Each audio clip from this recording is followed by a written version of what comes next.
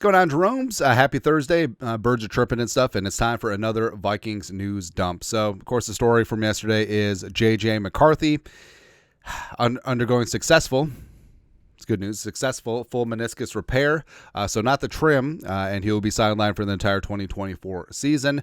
And it just sort of is what it is. And we've talked about ad nauseum where there's still a silver lining in this, as McCarthy's going to bust his ass. He's going to work his ass off. He's going to be in the building every single day, rehabbing, working out, working with the trainers in the film room, in the meeting room, bugging all the coaches and bugging that quarterback room every single day. And he still can benefit from his rookie season. Like, all is certainly not lost. Now, obviously, it would have been nice for him to get some work in preseason and as well as potentially be involved as a rookie. But roll with the punches. That's what you got to do as a Vikings fan. And also, just speaking of McCarthy's mindset, so of course, he already tweeted out the Amor Fati thing on Monday, which probably a sign that this thing was pretty serious. But after the announcement that he had the successful surgery, he posted on the gram a quote from Marcus Aurelius, the number 3 Caesar of all time.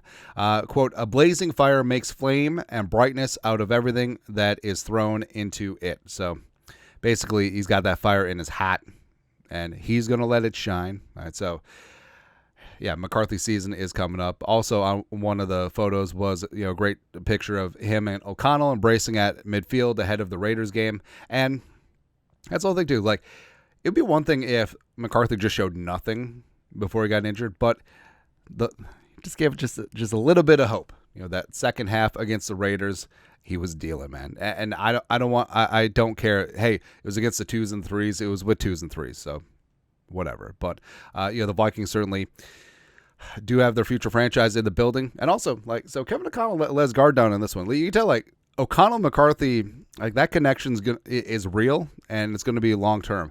Alec Lewis, The Athletic, Vikings head coach Kevin O'Connell on J. McCarthy, quote, "Our fan base and everyone should just be excited about the fact that we've got our young franchise quarterback, I believe, in the building." Now, O'Connell's been sort of hedging, with some of the language with McCarthy, blah, blah, blah, blah, blah. But now, again, I thought that you caught him in a very real moment at his presser in Cleveland, where just J.J. McCarthy is our future franchise guy. He is the dude. He is the man. All right, so all I know is that he's got the right mindset. He's going to bust his ass, and the comeback in 2025. Ooh, McCarthy, 2025 comeback player of the year. A couple of jelly beans on that. Yeah, it's going to be good to go. But for 2024, it's the Sam Darnold show, right? The pride of USC. I mean, he has a chance to prove a lot of haters and losers wrong, because people, after McCarthy was ruled out, even though he wasn't going to start anyway, it's almost like the interwebs that just decided to take their turn just punching down on Sam Darnold, which I get. I mean, I'm sorry that Sam Darnold, the number 3 overall pick in 2018, with Adam freaking Gase and the remnants of Le'Veon Bell and Robbie Anderson as wide receiver 1. I'm sorry that, and also a really poop offensive line. I'm sorry that he didn't succeed with the Jets, just like 17 billion other quarterbacks haven't done. Oh, I'm sorry he didn't succeed with the Matt Rule Panthers. Matt Rule is a garbage NFL head coach. He's fine in college, but not so much here. Yeah, but Darnold, baby, let's go, man. But 3013 put this out. For the Sam Darnold truthers out there, he went 7-6 with the Jets in 2019, which is basically like winning the Super Bowl for the Jets. With Jamison Crowder as his number 1 wide receiver. Jamison Crowder wasn't bad, man. Slot machine, formerly with Kirk Cousins in Washington. The pride of Duke. Started 3-0 with the Panthers in 2021 before Christian McCaffrey got hurt. Went 4-2 with the Panthers in 2022 after replacing Baker, who was 1-5. DJ Moore, Robbie Chosen Anderson had 1,000-yard seasons with him. His best, so DJ Moore, damn solid, but I mean, his second best receiver during his tenure as a starter was Robbie Chosen Anderson. It is ridiculous, man. So here with Jefferson and Addison, thankfully escaped serious injury. Should be good to go. I love comeback stories. I love people wrote me off, I didn't write back type Geno Smith stories, and Darnold has a chance to be that version in 2024. But for O'Connell, like we said, you can tell O'Connell took that JJ news pretty hard. I feel like O'Connell's already adopted McCarthy as his son, and it's going to be a good relationship going forward. So yeah, it stinks this year. But Darnold has a chance to shine and get paid, and then tag and trade. Let's get a 2 out of this, baby. That's right. Also, Vikings-Browns joint practice is going down. Jim Schwartz is still a douche, but we knew that. Also, there's some fun connections there. A lot of players back and forth between the teams. Kwesi, obviously assistant GM with the Browns before getting the Vikings job. The Browns was the first job for Kevin O'Connell under Mike Pettin, who was head coach for the Browns at the time in the Factory of Sadness. Also, it's so funny. So when the team has practice or plays other teams, some of the other fan base like creeps into the comments. There's so many pissed off Browns fans that I made a joke like, "Oh, how does he not know that we're named after Paul Brown and not the color brown? Why is he saying that our helmets are orange?" So I'm not like a chest thumper. Like I'm not someone who like needs to be cocky and like all insecure and be like boastful and stuff.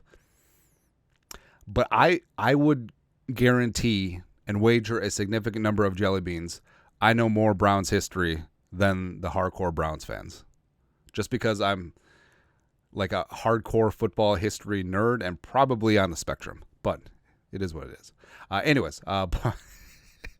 But Jefferson, getting after things here, was a star of Vikings-Browns joint practice, but sort of up and down day. The defense looked good at times. Brian Flores pissed off. JJ getting loose. Jalen Naylor had some nice plays. Overall, the offense kind of struggled, but but of course, the story from practice is Jordan Addison. So a little bit scary there for a while. He got carted off with an ankle injury. Got sat on here by, I forget who 29 was. Anyways, but instead of biting ankles, like Dan Campbell and the Lions, the Browns are just sitting on ankles. That's what we're doing, man. Or, sorry, biting kneecaps. Yeah. But Ben Gasling strib. Jordan Addison was on crutches with his left foot in a walking boot after Vikings practice in Cleveland today, I'm told. Kevin O'Connell said Addison's ankle injury didn't appear to be serious. Of course, he also said that McCarthy's knee was a routine soreness on Monday. So Addison won't practice Thursday. We'll see how long he needs to recover, which I'm perfectly fine. Like, Addison's good to go. Frankly, he doesn't need to play in preseason at all. So get that ankle right, and we'll see him week 1 for the Giants if he's not suspended. I don't know. But also, like I said, some of those great reunions. So Zadarius Smith, his time didn't end great here in Minnesota, but he's happy with the Browns. Congratulations. And also, his 1 year in Minnesota, became good friends here with Christian Darrisaw, obviously facing off against each other every single day. And embracing the big bear hug. Of course, Darrisaw just got paid, so Zadarius is like, "Can I borrow some money?" I love it, man. I see, the thing I love about team dynamics is, like, once a player gets paid, his teammates just give him endless amounts of ish. It's funny, man. Oh, speaking of getting paid, both these guys got paid, man. All right, so Diesel Dalvin Thompson, former Vikings defensive tackle, he got like $14 million a year from the Browns. That's crazy, man. Of course, Justin frickin' Jefferson, highest paid non-quarterback in NFL history. Also, check out Pettin in the background with the bald head. Him and Cam Beasley chopping it up. Pettin, this used to be his building, man. Kind of crazy. And speaking of Darrisaw and the Browns, so squaring off against Myles Garrett. Those are some pretty damn good reps. And, of course, the Vikings and the Browns being in different conferences don't really cross paths that often. But, I mean, Myles Garrett is that dude, man. Vikings fan page, Vikings tackle Christian Darrisaw, Myles Garrett. He's one of one. The things that he's able to do, I haven't gone against nothing like that before. And then Danielle Hunter's just like, bruh. Bo Richter is just like, bruh. Yeah. But either way, like, iron sharpens iron. That whole thing. And both these guys probably won't play in the preseason game. Kevin O'Connell announced that Darnold's not even going to play on Saturday, so it's probably going to be the Nick Mullins and Jaron Hall show as we live stream. It'd be good times, man. So these reps in practice are extremely valuable as Darrisaw keeps building up this dossier and just becomes one of the best left tackles in the game. Lastly, so I like ending on something that makes me laugh. This is funny, man. So after the announcement that McCarthy is going to miss the season with the meniscus repair surgery, Pat Daugherty is he related to Brad Daugherty? Probably not. But Rotopat over at NBC Sports I mean, this is just asinine, man. The type of prospect who could not afford this kind of start to his career, looking like a potential mega bust, sadly. Now, initially, like, this is just engagement farming, right? Like, this is just rage bait, and this is just a, crying out for attention. Look at me. Look at me. I've been there.